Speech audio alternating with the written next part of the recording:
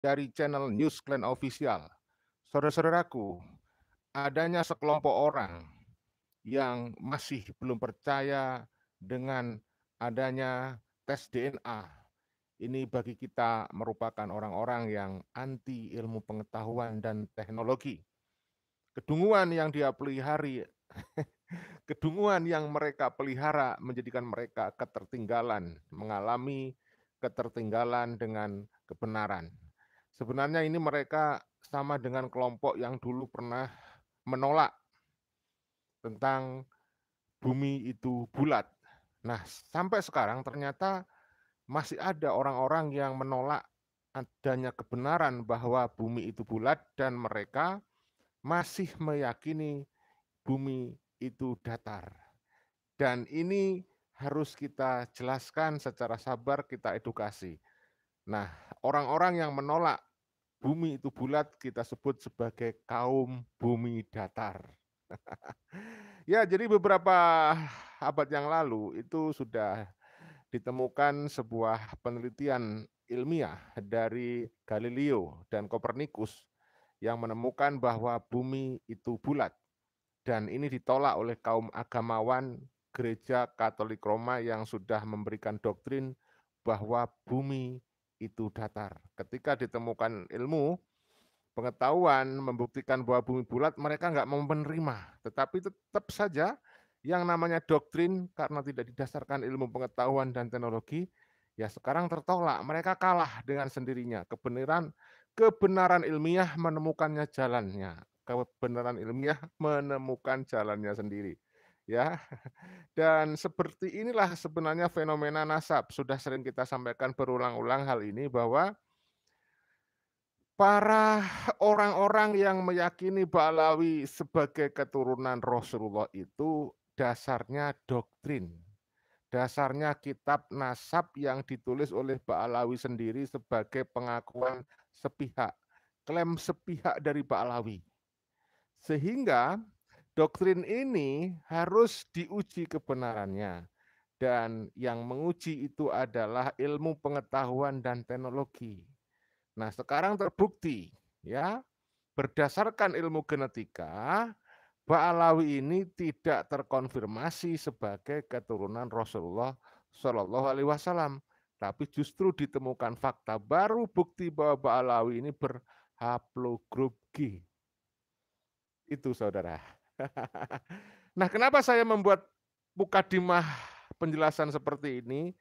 Ini saya mau menyampaikan tulisan terbaru dari Kiai Haji Imaduddin Usman yang sudah dipublikasikan di laman website rmino.or.id Banten. Nah, bagi kita ini adalah sebuah tamparan dalam tanda petik terhadap Gus Fahru Roji. Kita tahu seperti yang sudah kita sampaikan juga di channel ini bahwa Pak Fahrur itu ketika diskusi dengan Kiai Haji Imaduddin di channel Pada Suka TV menyebut bahwa Kiai Haji Imaduddin Usman janganlah membuat artikel yang dimuat di website RMINO, jangan bawa-bawa NU katanya. Nah, tetapi sekarang kita temukan tulisan terbaru dari Kiai Haji Imaduddin Usman di website RMINO itu saudara. Ini menjadi tamparan buat Pak Fahru Roji ya. Jadi ancaman terhadap Kiai Haji Imaduddin Usman dari Pak Fahrur tidak ngefek ya, tak sedikit pun Kiai Haji Imaduddin Usman mundur. Ya, walaupun sudah diancam dengan kalimat ada rapat gabungan yang merekomendasikan menginginkan Kiai Haji Imaduddin Usman diberhentikan dari kepengurusan NU. Ya, akhirnya kemudian menimbulkan polemik, banyak masyarakat yang justru berpendapat yang layak dan pantas untuk diberhentikan, ya dalam bahasa yang lain dipecat dari kepengurusan NU bukanlah Kiai Haji Imaduddin Usman, tetapi Pak Fahrur Rozi. Oke saudaraku, untuk menyingkat waktu, saya akan membacakan tulisan terbaru dari Kiai Haji Imaduddin Usman. Judulnya adalah Pak Fahrur dan metode nasab Ba'alawi. Ya, nanti Anda bisa baca sendiri tulisan ini di website rmino.org.id ya saudara. Kalau panjenengan tidak merasa puas dengan metode saya dalam membaca tulisan Kiai Haji Imaduddin Usman Al-Bantani. Langsung saja pada alinea pertama ya. Fenomena masih adanya orang yang percaya bahwa Ba'alawi yang berhaplogrup G adalah keturunan laki-laki Nabi Muhammad Shallallahu Alaihi Wasallam yang berhaplogrup J1. Jadi keturunan Sayyidina Ali, Nabi Muhammad itu haplogrupnya J1. Ba'alawi adalah G ya.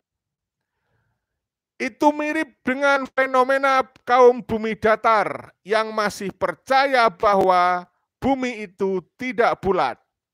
Ada beberapa alasan mengapa seseorang mungkin tetap percaya bahwa bumi datar. Meskipun mayoritas ilmuwan telah membuktikan bahwa bumi adalah bulat. Menurut Joko Luknanto dari Universitas Gadjah Mada, ada beberapa alasan orang meyakini bumi datar. Meliputi yang pertama, jadi ada orang yang masih menganggap bumi itu datar. Alasannya apa? Yang pertama, skeptisme terhadap ilmu. Beberapa orang mungkin merasa tidak percaya pada ilmuwan dan ilmu pengetahuan, sehingga mereka meragukan penemuan yang telah diterima secara umum. Kedua, mereka masih menganggap bumi itu datar karena kedua, keengganan untuk menerima fakta yang tidak nyaman. Ada orang yang mungkin enggan untuk menerima fakta yang tidak sesuai dengan keyakinan atau pandangan mereka.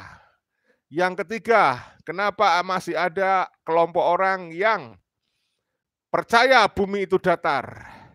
Karena keraguan terhadap teori konspirasi. Ada beberapa orang yang percaya bahwa pemerintah atau organisasi lain telah memalsukan bukti tentang bumi yang bulat untuk menyembunyikan kebenaran dari masyarakat. Alasan yang keempat, orang masih percaya bumi itu datar karena kurangnya pendidikan. Ada orang yang mungkin tidak memiliki akses atau tidak mendapatkan pendidikan yang cukup tentang topik ini, sehingga mereka tidak memiliki pengetahuan yang cukup pula untuk memahami kenyataan ilmiah. Alasan yang kelima, adanya efek konformitas grup. Beberapa orang mungkin percaya pada teori bumi datar karena dorongan untuk konformitas dengan kelompok sosial mereka yang juga percaya pada teori bumi itu datar. Itu hanya beberapa alasan yang dapat dikemukakan. Namun pada dasarnya, keyakinan dalam teori bumi datar sebagian besar disebabkan oleh kurangnya pengetahuan dan pemahaman ilmiah. Ya, jadi adanya kelompok yang sampai sekarang masih percaya bumi datar karena dia kurang pengetahuan tentang keilmiahan. Atau kita sebutlah mereka kurang literasi, saudara. Ini identik lah, mirip-mirip dengan kelompok yang masih percaya bahwa Ba'alawi itu adalah keturunan dari Rasulullah Shallallahu Alaihi Wasallam. Ini mirip dengan kelompok atau muhibin budak spiritual yang percaya Bahar bin Smith adalah cucu Nabi Muhammad SAW, sehingga masih memberikan privilege kepada si Bahar. Nah, ini karena orang-orang yang percaya kepada Bahar itu sebagai cucu Nabi itu orang-orang itu kurang literasi, saudaraku ya. Saya lanjut. Pendukung Ba'alwi mirip dengan kaum bumi datar tersebut. Ilmuwan telah mengatakan bahwa menurut hasil tes DNA, pertemuan kakek antara keturunan Nabi Harun, ya, pertemuan kakek antara keturunan Nabi Harun dan Nabi Muhammad SAW yang hidup hari ini adalah antara sekitar 3.460 sampai 5.700 tahun yang lalu. Artinya mereka yang mengaku keturunan garis lurus laki Nabi Harun dan mereka yang mengaku keturunan garis lurus laki Nabi Muhammad Shallallahu Alaihi Wasallam menunjukkan pertemuan logis karena keduanya secara ilmu nasab tercatat memiliki kakek yang sama, yaitu Nabi Ibrahim alaihissalam yang lahir sekitar tahun 2295 sebelum Masehi. Berbeda ketika keturunan Nabi Harun disandingkan dengan Ba'alwi. Pertemuan kakek mereka berada di sekitar 30.000 sampai 48.000 tahun yang lalu. Bagaimana orang yang sama-sama mengaku keturunan Nabi Ibrahim yang hidup sekitar 4.000 tahun yang lalu, tetapi hasil tes DNA-nya baru bertemu kakek yang sama sekitar 48.000 tahun yang lalu. Tentu tidak masuk akal. Hasil penelitian silsilah nasab Ba'alawi pun menunjukkan tidak adanya ketersambungan antara Ba'alwi dan Nabi Muhammad Shallallahu Alaihi Wasallam. Tetapi mengapa masih ada orang yang masih percaya? Nah ini, ya tadi alasannya bisa jadi karena memang mereka kurang literasi, ya, kurang menggunakan logika akal sehatnya. Tadi sudah dijelaskan ada beberapa poin ya yang mengutip pendapat dari seorang ahli dari Universitas Gadjah Mada yang menjelaskan kenapa masih ada orang yang percaya bumi itu datar. Ya, sama sekarang ini pertanyaannya, kenapa masih ada orang-orang yang percaya bahwa Ba'alawi sebagai keturunan Rasulullah Shallallahu Alaihi Wasallam. Oke, saya lanjut saudaraku, tulisan dari Ki Haji Madudin Usman. Alasan dari fenomena ini mirip dengan alasan fenomena kaum bumi datar di atas, yaitu terutama pada poin adanya orang yang mungkin enggan untuk menerima fakta yang tidak sesuai dengan keyakinan dan pandangan mereka. Bisa ditambahkan dengan alasan psikologis.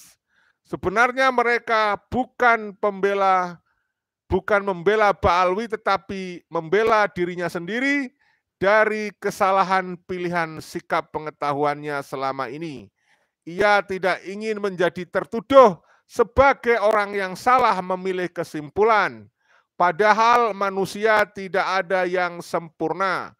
Kesalahan itu bisa menerpa siapa saja, baik dalam pikiran maupun perbuatan.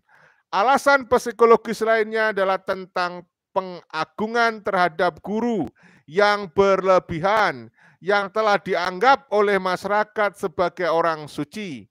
Ia tidak ingin gurunya yang dulu mahabbah dengan para Ba'alawi itu dianggap orang yang tidak sakti.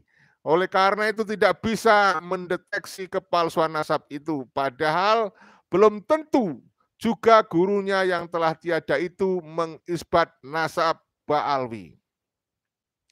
Fakta-fakta ilmiah yang terang benderang berusaha menghindari untuk tentramnya pertahanan jiwa itu. Bahkan ada orang alim mengatakan, aku tidak akan bertanya tentang dalil pensahihan atau pembatalan nasab Ba'alwi hari ini. Aku akan tetap taklid, mengikuti para ulama salaf NU dulu Ia tidak mengatakan apakah bertaklid itu maksudnya bertaklid mensahihkan atau bertaklid membatalkan. Karena jika kita membaca hasil keputusan Muktamar NU tahun 2004, tes DNA bisa digunakan untuk membatalkan nasab. Jika bertaklid kepada ulama NU, tentu hasil muktamar adalah fatwa ulama NU yang tertinggi, harus diikuti. Ketika Ba'alawi secara DNA terbukti bukan keturunan Nabi, maka menurut fatwa ulama NU seharusnya sang orang alim ini akan langsung membatalkan nasab Ba'alawi sebagai keturunan Nabi. Karena itulah hasil keputusan ulama NU. Nah, jadi saudaraku, saya potong sebentar, harusnya orang-orang NU itu mengikuti fatwa ulama NU yang sudah menghasilkan keputusan bahwa tes DNA boleh membatalkan nasab Ba'alawi. Untuk membatalkan nasab seperti yang sudah disampaikan pada muktamar pada tahun 2004 ya. Saudaraku, ada juga yang membuat pertahanan psikologis itu dengan membangun narasi pejoratif terhadap proposisi penulis atau Kiai Haji Madudin Usman dalam berbagai tulisan-tulisan beliau ya. Kita lanjut. Dengan itu mereka berharap para awam akan terpengaruh walaupun tanpa satupun jawaban yang mereka dapat suguhkan dari pertanyaan-pertanyaan Kiai Haji Madudin Usman atau penulis. Contohnya, ada seorang murid Gus Najih, ya pembela Ba'alawi, jadi Gus Najih ini pembela Ba'alawi, yang menulis bahwa pemaknaan penulis terhadap kalimat Al-Abdal dalam kitab Rasail fi Ilmil Ansab dengan dari generasi ke generasi adalah dungu. Wastagfirullah. Menurutnya, sesuai keterangan Gus Najih, kata Al-Abdal artinya pakar.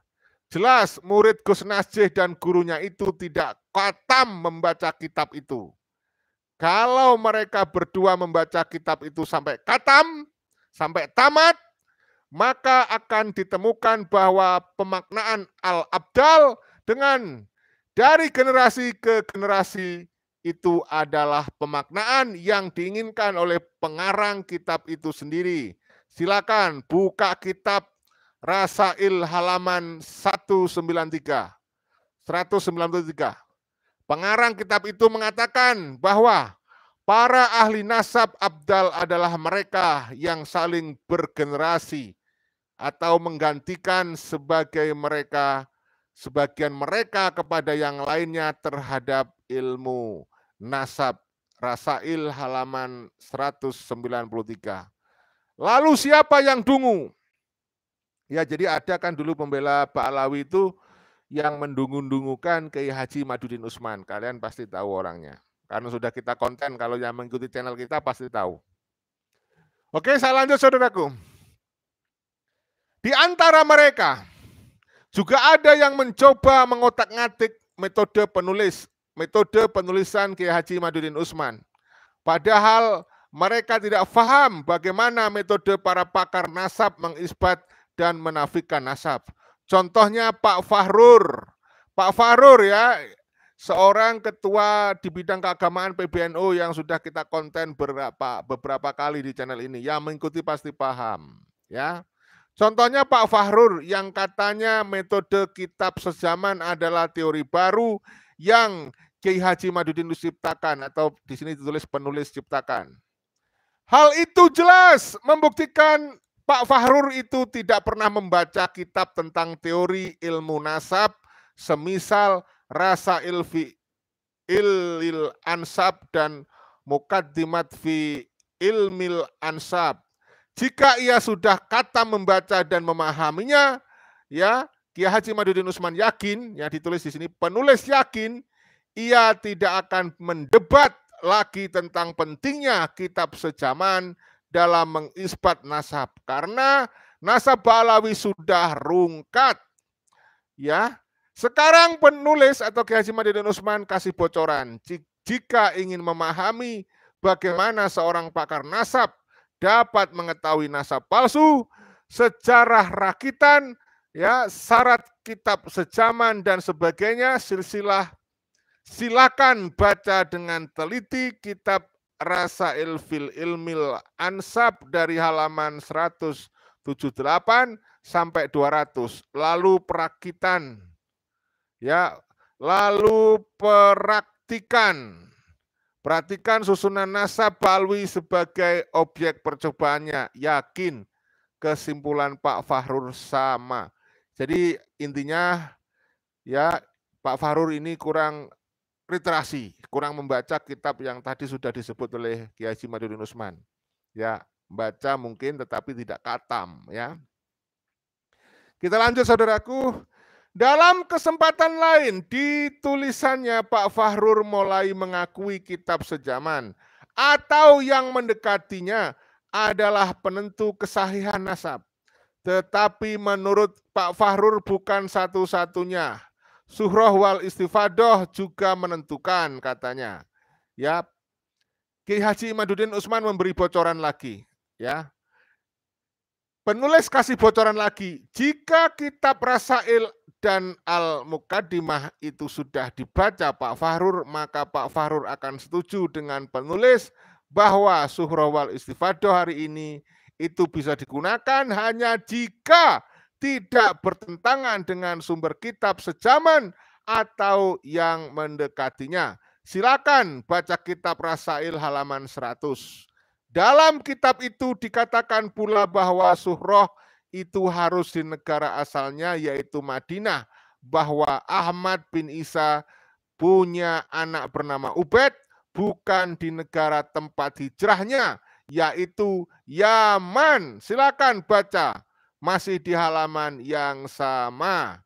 Nah, mudah-mudahan Pak Fahrur mendengar video ini sehingga bisa membaca kitab-kitab rujukan dan halaman yang sudah ditunjukkan oleh Kiai Haji Madiun Utsman supaya Pak Fahrur tambah ilmu, ya. Kita lanjut saudaraku. Banyak orang yang membaca kitab tetapi tidak paham apa yang dibaca. Ketika ada narasi beberapa metode pengisbat nasab, lalu difahami bahwa mengisbat nasab yang jauh seperti Ubaid itu bisa dilakukan dengan salah satu dari cara-cara itu. Seperti ketika pendukung Ba'alawi melihat dalam beberapa kitab bahwa isbat nasab bisa dilakukan dengan cara kutun nasab atau catatan ahli nasab, al-bayinah al-sariyah, 2 orang saksi dan iktiraf pengakuan ayah ke anak, suhroh istifadoh dan diundi Qur'ah. Lalu difahami bahwa cukup salah satu cara itu bisa untuk mengisbat nasab Ubaid sebagai anak Ahmad bin Isa. Lalu minta secari catatan pengisbat nasab dari Syekh Madi Rojai, sahih, atau minta 2 orang saksi hari ini mengisbat Ubaid sebagai anak Ahmad, atau diukur dari suhroh dan istifadoh hari ini. Walau bertentangan dengan kitab-kitab tua atau diundi pakai koin. Kalau keluar gambar rumah wayang maka Ubaid sahih menjadi anak Ahmad. Kalau keluar gambar kerbau Ubaid batal jadi anak Ahmad. Gak bisa. Gak bisa, Pak. Itu bisa diguyup pitik. Kelima cara itu hanya bisa untuk mengisbat nasab orang yang hidup hari ini. Bahwa dia benar anak dari bapaknya untuk nasab jauh. Silahkan baca kitab khusus ilmu nasab, ya. Begini,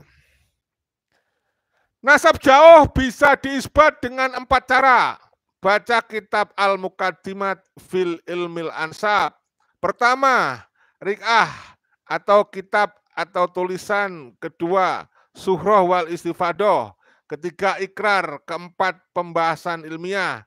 Dari 4 metode itu 3 metode yaitu adanya kitab, adanya suhroh wal istifadoh, dan adanya ikrar. Mempunyai satu syarat yang sama yaitu ketiganya tidak boleh bertentangan dengan kitab sebelumnya. Jika bertentangan dengan kitab sebelumnya akan tertolak. Agar yakin silakan baca kitab Al-Muqaddimah halaman 58. Semua dalil yang selama ini dikeluarkan, ini keluar dari pendukung Pahlawi, ada yang baca kitab Ibnu Hajar Al-Haytami, ada yang baca kitab An-Nabani Murtado Az-Zabidi, ada yang baca kitab Tobaqot Al-Kawas, ada yang baca Ukudul Jen Syekh Nawawi Al-Bantani, ada yang pakai guru saya, yaitu ke guru saya dulu begini, ada yang pakai guru saya dulu begini, ada yang berhujah taklid ulama NU. Semuanya tidak sesuai dengan cara ulama nasab dalam menetapkan dan menafikan nasab. Untuk mendapatkan metode yang benar dalam menetapkan atau membatalkan nasab, kembalilah kepada cara ahli fan ilmu nasab. Baca kitab Al-Rasail dan Al-Muqaddimah. Taslam. Ya. Rumail Abbas. Nah, ini disinggung nih Rumail Abbas. Rumail Abbas masih yang terbaik dalam memahami metode penulis atau metode Kiai Haji Madidin Usman. Ia tidak pernah mempermasalahkan metode Kiai Haji Madidin Usman atau metodenya penulis. Oleh karena itu, ia terus berusaha mencari bahan untuk menjahit robekan jaket nasabah Alawi yang tertulis produksi tahun 345 Hijriah itu. Sayang, bahan yang sama tidak ditemukan di tahun itu sama sekali. Usaha terakhir yang dilakukan oleh Rumail Abbas hanya menghasilkan bahan produksi tahun 895 Hijriah. Tentu itu karena kemungkinan besar Rumail Abbas telah membaca semua piranti penelitian ini secara metodenya, beserta metodenya. Ya. Metode ilmu nasab dan metode ilmu sejarah. Penggabungan kedua metode itu akan menghasilkan kesimpulan yang paripurna untuk mengetahui apakah nasab itu sahih dan nasab itu batilun, maudun, mukotiun. Oke saudaraku, kita lanjut. Rumail Abbas juga tahu bahwa dalam kitab Rasail itu ada metode bagaimana cara mengetahui manuskrip palsu dan bagaimana cara pemalsu dalam melakukan interpolasi. Oleh karena itu setiap Ba'alwi memberikan manuskrip yang diklaim bertahun tua. Rumail hanya menampilkan potongannya saja. Kenapa? Karena jika ditampilkan seutuhnya, apalagi seluruh isinya, maka tanpa uji karbon dari hanya membaca isinya, seorang peneliti akan langsung mengetahui kepalsuannya. Walhasil, walau manuskrip itu ditampilkan hanya sepotong,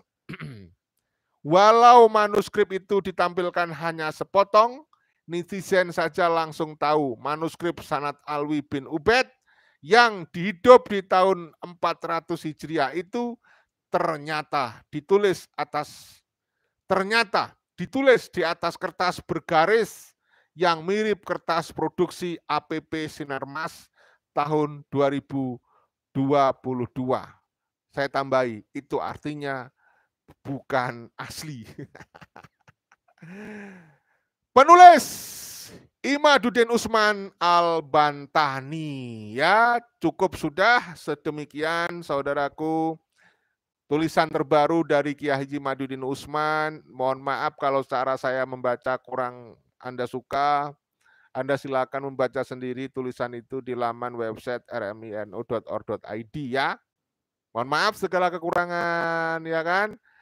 Saya baca dulu lah komentarnya, ada nggak ini yang komen? Oh lumayan. Oke, terima kasih ya.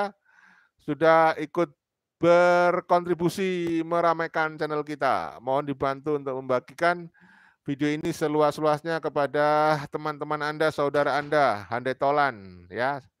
siapapun ya di grup-grup WhatsApp Anda, saudara. Dari Bang Teddy kalau saya tidak salah baca ya, ini agak burem ini capek sudah membaca. Harusnya Gus Fahru Roji yang diberhentikan di NU, setuju Bung? Nah, dari Garuda Sakti, sejarah berdirinya NU dibelokkan oleh KB Ba'alawi. Apa ini? Pecat semua kabaib Ba'alawi dari tubuh NU. Dari Baca Sayur, nyimak ya, Sumbing Gus sehat selalu, salam sadar, terima kasih ya. Garuda Sakti, Rasyaudi Askenasi, ngaku curian Nabi, koplak saudari ya. Antek Belanda ngaku curian Nabi, koplak saudari. Dari Kosong, Habib tahu nasabnya tidak sambung ke Rasulullah. Habib ndawir untuk bertahan, hidup, bekerja. Ya, kerja di Yaman susah. Wah, ya makanya dia pergi ke Nusantara ya. Alhamdulillah dari Rohidi tetap semangat Bang. Terima kasih dukungannya ya dari Bang Rohidi. Kang Ayah, makanya jangan cuma belajar ndawir doang, Bib. Belajar iptek juga. Ya, benar.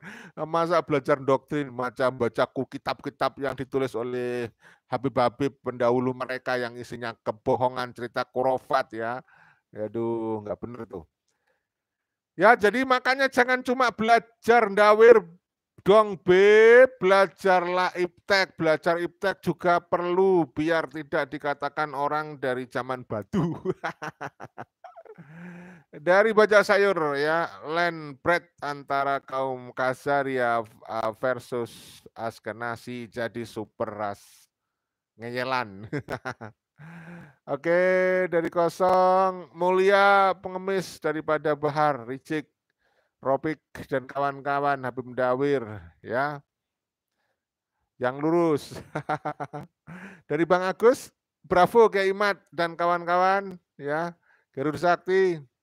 Garuda Sakti, wali branded pakai metode multi level marketing supaya terlihat asli dan terkenal. Padahal ilmu kewaliannya jong, pantas disebut wali sampah. Nah, yang dijadikan sebagai pemasar juru marketing itu budak spiritualnya. Dikasih apa iming-iming surga. Ditakut-takuti neraka, tidak dapat syafaat dan seterusnya. Oke saudaraku, itu aja yang bisa kita sampaikan pada video kali ini. Mohon maaf sekali lagi kalau ada salah-salah baca. Mohon maaf Kiai Madudin kalau saya salah-salah baca. Mohon dimaklumi. Dan teman-teman kalau ingin membacanya sendiri sekali lagi saya sampaikan kunjungi di laman website rmino.org.id. Itu aja. Salam persaudaraan, salam Pancasila Jaya, salam NKRI harga mati. Wassalamualaikum warahmatullahi wabarakatuh. Merdeka!